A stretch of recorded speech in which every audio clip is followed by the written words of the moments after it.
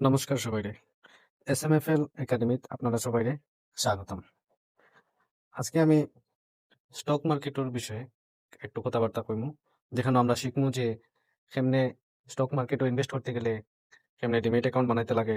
এটা নিয়ে একটু কথাবার্তা কইমু। তো ইনভেস্ট করার লাগিয়া বিভিন্ন ধরনের প্ল্যাটফর্ম আছে। যেমন আছে গ্রো আছে, জিরোধা আছে, আপস্টক আছে, এঞ্জেল ওয়ান আছে। তো এটার মধ্যে আমি আজকে চুজ করিয়া নিছি গ্রো অ্যাপটারে। তো গ্রো অ্যাপের মধ্যে কেমনে অ্যাকাউন্ট খুলমু, ইনভেস্ট করমু, এটা আমরা আজকে শিখমু এই ভিডিওর মাধ্যমে।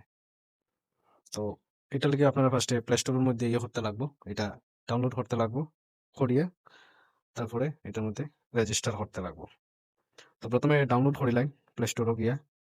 ডাউনলোড করার পরে ওপেন করুন। তো আমার এটা অলরেডি ইনস্টল আছে। তো ওপেন করমু। করিয়া দেখমু এটার মধ্যে কেমনে আমরা ডিমেট অ্যাকাউন্টটা বানাইমু। স্টেপ বাই স্টেপ কিতা কিতা প্রসেস আছে এটা আমরা বালাটিকে দেখমু। তো প্রথমে আমরা ওপেন করার আগে কিতা কিতা ডকুমেন্ট লাগে ওটাই লইয়া বুঝিম। ফার্স্টে লইয়া বইমু প্যান কার্ড, আধার কার্ড, ব্যাংক পাসবুক এই ৩ টা লইয়া বইলে মোটামুটি হয়ে যাবো।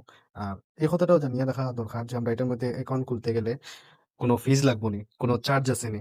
তো আমি কইয়া রাখলাম যে এটার মধ্যে এখনো কোনো ফিজ দিতে লাগে না, চার্জ দিতে লাগে না।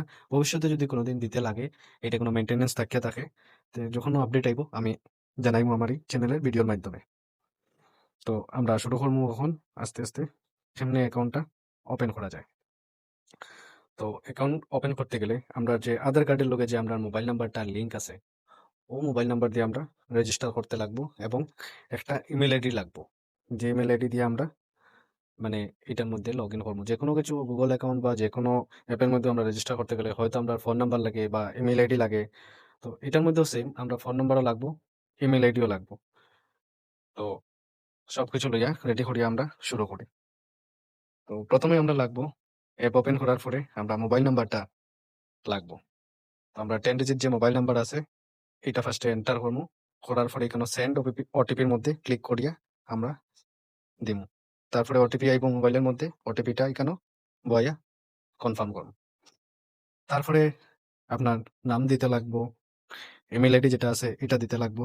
দিয়া নেক্সট স্টেপ এর লাগি আমরা রেডি হই। তারপরে যেমন আমরা অ্যাড্রেস কিতা আছে, বাবার নাম, গ্রামের নাম, এটা যেগুলা ফর্মের মধ্যে আইবো এগুলো দিতে লাগবো। City, district, state, pin code, country code এটা সবকিছু দিয়ে আমরা সেভ করবো। তারপরে দিতে লাগবো আমরা ব্যাংক ডিটেইলস। ব্যাংক ডিটেইলস এর মধ্যে ব্যাংক অ্যাকাউন্ট আমার যে নাম আছে ও সেম নামটা আমরা এখানেও লেখমু। তারপরে ব্যাংক অ্যাকাউন্ট নাম্বার দিমু, আইএফএসসি কোড দিমু, অ্যাকাউন্ট হোল্ডার নাম কিতা আছে এটা দিমু। দিয়া কিতা অ্যাকাউন্ট আছে আমারটা সেভিংস, রেগুলার না কারেন্ট অ্যাকাউন্ট না অন্য কোনো অ্যাকাউন্ট এটা ক্লিক করব। করিয়া নেক্সট স্টেপে আমরা এখানে আইবো ব্যাংক, সিলেক্ট ইউর ব্যাংক। তো এখানের মধ্যে থেকে যার যে ব্যাংক আছে ও ব্যাংকটা সিলেক্ট করবা। যে ব্যাংক সিলেক্ট করবা ও ব্যাংক থেকেও কিন্তু যে ডিমেট অ্যাকাউন্টটা বনবো ও ডিমেট অ্যাকাউন্টের মধ্যে টাকা ডালতে পারবা।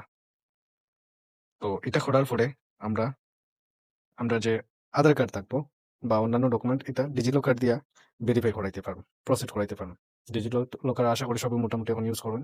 তো তারপরে এটা করিয়া যে আধার কার্ডের যে 12 ডিজিট নাম্বার আছে ও আধার নাম্বারটা আমরা এখানে দিতে লাগবো। আধার নাম্বার দেওয়ার পরে নিচে দেখুন এখানে ছোট্ট একটা বক্সের মধ্যে লেখা আছে I agree to the above terms and conditions. এটা ক্লিক করিয়া করমু। তারপরে আমরা প্যান কার্ডটা আপলোড করতে লাগবো। প্যান কার্ডটা এখানে আপলোড করমু। করার পরে আমরা ডিজিটাল সাইন মানে ই সাইনটা আমরা এখানের মধ্যে আপলোড করতে লাগবো।